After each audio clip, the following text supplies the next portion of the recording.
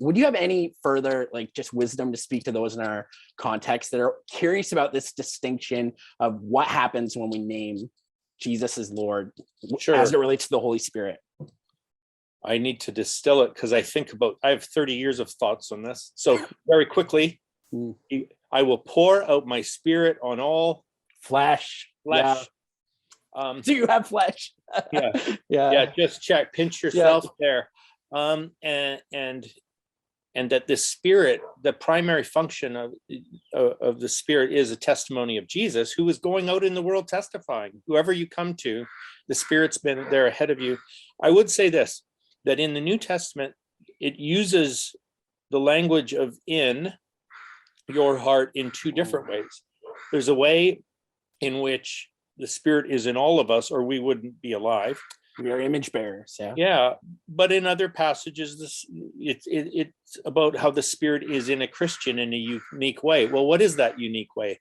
Oh, it's the spirit of adoption through which we cry out, Abba, Father. So in other words, we are given the spirit in order to have a revelation that God is not just our higher power or universe. That God is Papa who loves us.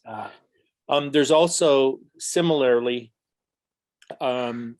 there's are all people sons and daughters of God or just Christians? And you have both types of passages. We're all sons and daughters by virtue of creation. But then Christians, and this is an interesting one, Christians are sons and daughters of God by imitation. In other words, if you're a Christian who's not imitating God, if you're not a peacemaker, you don't have the right to be called a child of God. So it's not like I got this special status as a child when I was baptized. No, it's you become recognizable through your growth into Christ-likeness. So I've got some articles online. If people Google Jersak and is God in all or just Christians? And are all people God's children or just Christians? And I distinguish just the two types of texts. That's a really helpful clarification, right? And I thank you for unpacking, like, just, I would say, the complexity of the text that we have.